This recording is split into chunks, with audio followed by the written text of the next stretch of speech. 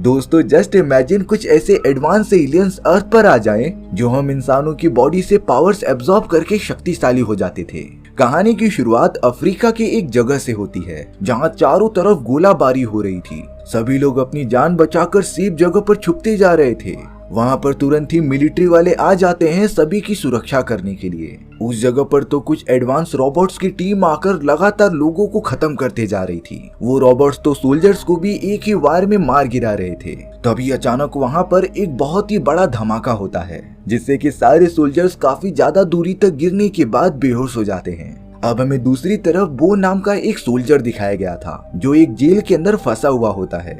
बो के सर में चोट लगने की वजह से उसे अपने बारे में कुछ भी याद ही नहीं होता। उसे सिर्फ इतना पता था कि वो रोबोट से लड़ाई कर रहा था और फिर वो बेहोश हो गया।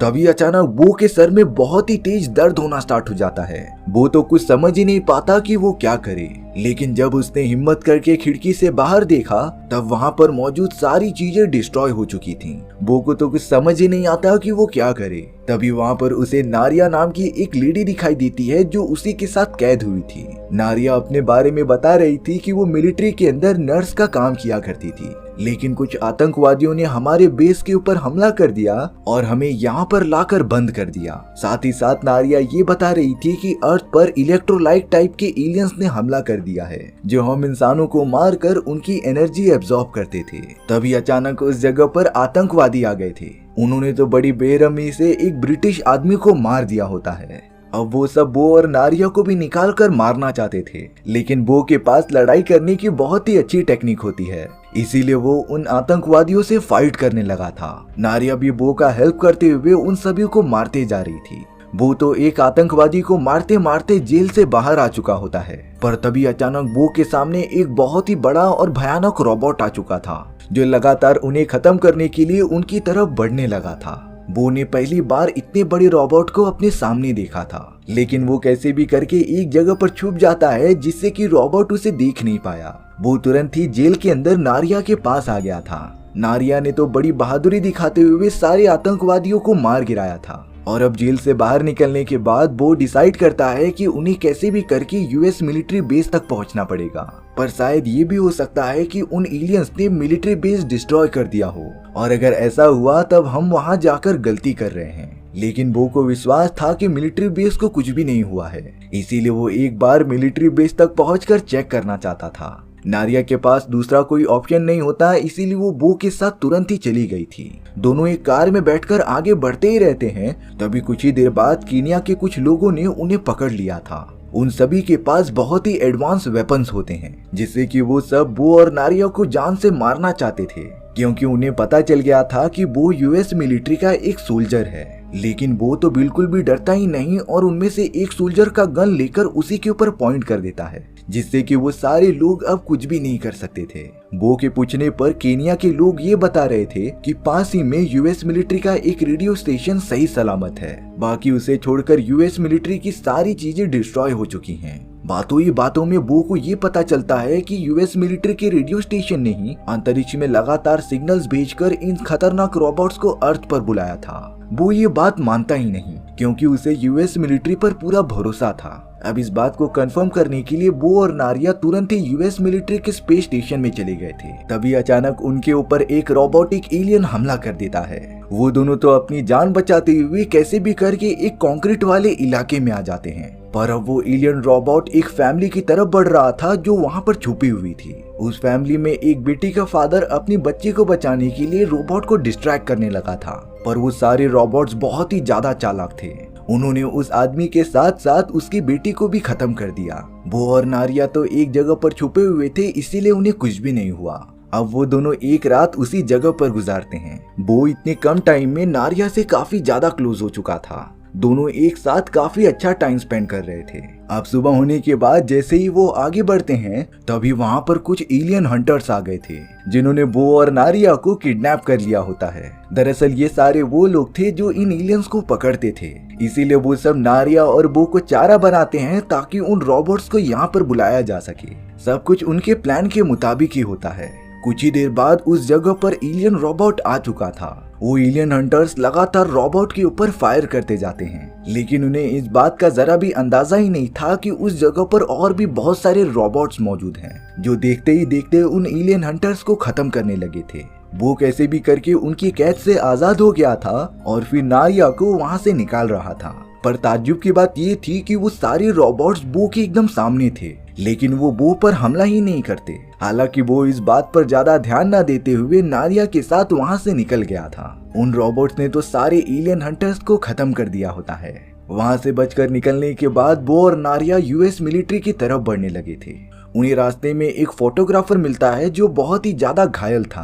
थोड़ी बात करने पर उन दोनों को पता चला कि ये फोटोग्राफर जगह जगह घूमकर लोगों की फोटोज लेता था। वो उन फोटोज को जमा करता है जिसके अंदर इंसान रोबोट्स के खिलाफ लड़ाई कर रहे हैं, और अब वो इन्हीं फोटोज का यूज करके इंसानों में जागरूकता लाना चाहता है ताकि वो रोबोट्स के खिलाफ लड़ाई करने के लिए एकजुट हो जाएं। हालांकि वो फोटोग्राफर नारिया से रिक्वेस्ट कर रहा था कि वो इसे जान से मार दे, क्योंकि वो बहुत ही ज्यादा घायल हो चुका था और उसे दर्द सहन नहीं होता। ना चाहते हुए भी नारिया को उस फोटोग्राफर को मारना पड़ता है।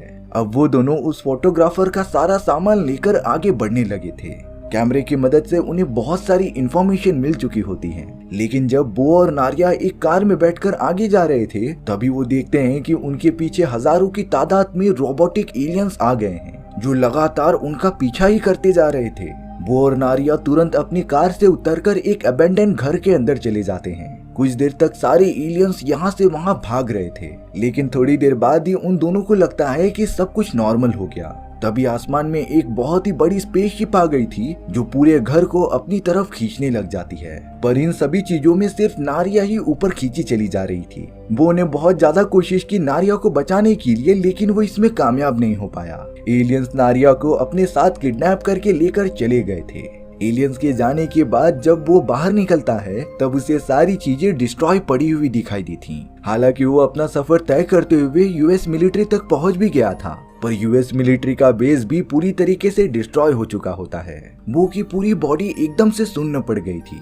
उसे जरा भी होप नहीं होती कि दुनिया को कोई बचा भी पाएगा, इसीलिए वो एकदम से अनकॉन्शियस होकर एक जगह पर ही बैठ जाता है। तभी अचानक बो के पास बहुत सारे रोबोटिक स्पाइडर्स आ गए थे जो लगातार उसकी तरफ बढ़ते रहते हैं। पर उन्होंने जैसे ही बो को स्कैन किया, वो बो के ऊपर बिना हमला किए वहां से चले जाते हैं। थोड़ी देर बाद ही बो को यूएस मिलिट्री वाले रेस्क्यू कर लेते हैं। बो को तो तुरंत ही एक सीक्रेट बेस में ला दिया गया था जिसके अंदर उसका जल्द से जल्द ट्रीटमेंट किया जाता है। अब यहाँ बो उन सभी के कैप्टन जैक से मिल रहा था। यहाँ पर आने के बाद बो को ये पता चला कि जैक ने एक ईएमपी मशीन बनाई है। इस मशीन का यूज करके उन सभी का ये प्लान था कि वो सब एलियंस की मदरशिप को पूरी तरीके से डेटोनिएट कर दे, क्योंकि मदरशिप ही सारे रोबोट्स को कंट्रोल कर रही थी। बो ने तो जैक और उसकी पूरी टीम को ये बात भी बता दी थी कि मदरशिप ने सिर्फ नारिया को ही किडनैप किया। वो भी उसी जगह पर मौजूद था, लेकिन एलियंस ने उसे कुछ भी किया ही नहीं। दरअसल जैक की पूरी टीम उस ईएमपी डिवाइस को मदरशिप के उस भाग में डालना चाहती थी जब मदरशिप इंसानों को किडनैप करने के लिए जमीन पर आती थी। जैक अपनी टीम के साथ प्लान बनाता ही रहता है, तभी वो को कार्डबोर्ड पर लगे कुछ पिक्चर्स दिखाई देते हैं जिसे देखने के बाद उसे पास्ट में हुए कुछ विजन्स आने लगे थे।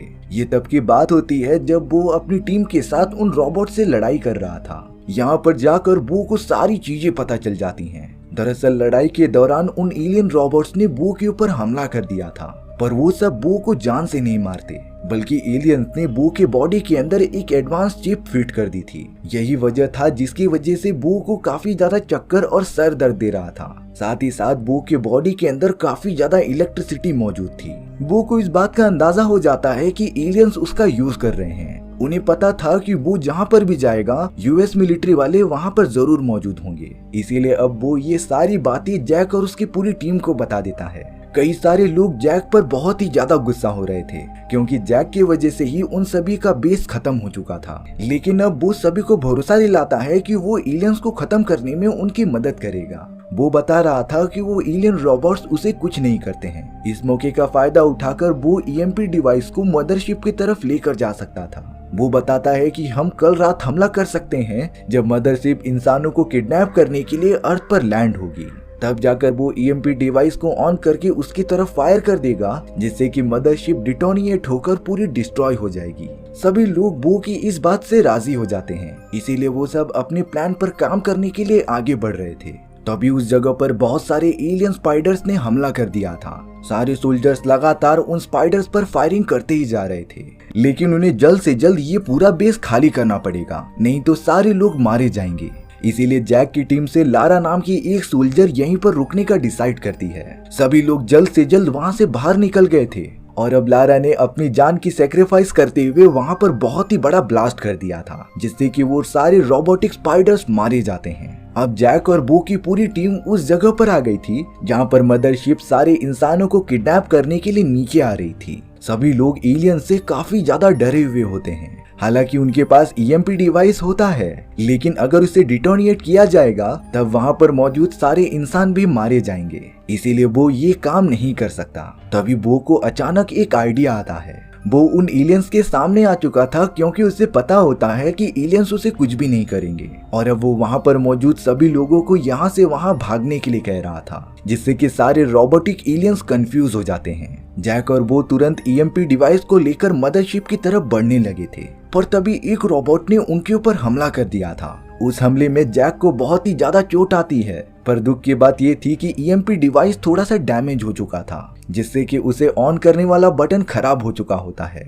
बो को कुछ समझ नहीं आता कि अब वो ईएमपी डिवाइस को ऑन कैसे करेगा, और अगर ऐसा नहीं हुआ तब मदरशिप को कभी खत्म ही नहीं किया जा सकता। वो तो एलियंस के सामने काफी ज्यादा लाचार हो गया था, पर तभी उसे फोटोग्राफर द्वारा ली गई एक फोटो याद आती है, जिसमें कि एक छोटा बच्चा बिना किसी सपोर्ट के रोबोट्स के खिलाफ प्रोटेस्ट कर रहा था। बो को पता चल गया होता है कि हम इन एलियंस को अकेले नहीं हरा सकते, बल्कि इसके लिए तो सारे लोगों को इकट्ठा होना पड़ेगा। इसीलिए वो वहां पर मौजूद सभी लोगों को फोटो दिखाता है, जिसे कि अच्छे से देखने के बाद सभी लोगों में काफी जागरूकता हो गई थी, और अब वो सब एक साथ मिलकर रोबोट से लड़ाई करने लग जाते हैं। बो और जैक तुरंत ही ईएमपी डिवाइस को ठीक करने में लग गए थे, पर जैक ने साफ साफ कह दिया था कि ईएमपी डिवाइस को एक्टिवेट करने के लिए जोर का इलेक्ट्रिसिटी का झटका चाहिए। यहाँ बो एक बहुत ही ज्यादा स्ट्रिक्ट डिसीजन लेता है। उसने तो अब अपनी जान जोखिम में डाल दी थी। बो वहाँ पर मौजूद एक इलेक्ट्रिसिटी का वायर पकड़ लेता है, जिससे कि बो के बॉडी में पूरी इलेक्ट्रिसिटी पास होने लगी थी,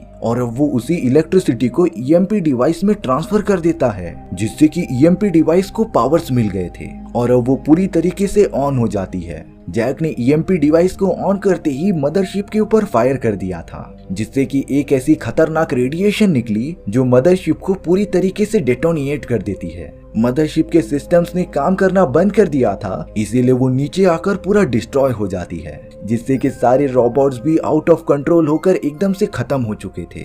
हालांकि इस धमाके में बहुत सारे इंसानों की जानें भी गई, पर आखिरकार एलियंस का खात्मा हो जाता है। वो तो एकदम से बेहोश हो चुका था, लेकिन कई घंटे बीतने के बाद उसे होश आ जाता है। अब तो उन रोबोटिक एलियंस के खत्म होने के बाद बो को अपनी सारी यादें वापस मिल गई थीं। सारे लोग अपने आप को खुश नसीब मानते हैं कि वो सब बच गए, पर यहाँ बो के साथ एक दुख हमेशा रहेगा, क्योंकि वो नारिया को मरने से बचा नहीं पाया। और इसी के साथ हमारी ये कहानी यहीं पर खत्म हो जाती है। सो व्यूअर्स, आपको ये स्टोरी कैसी लगी कमेंट सेक्शन में बताना भूलना मत, और अगर आपको मेरा एक्सप्लेनेशन 1% भी अच्छा लगा होगा ना, तो please please please like and subscribe कर देना। मिलते हैं इसी तरीके की मजेदार वीडियोस में। Bye bye.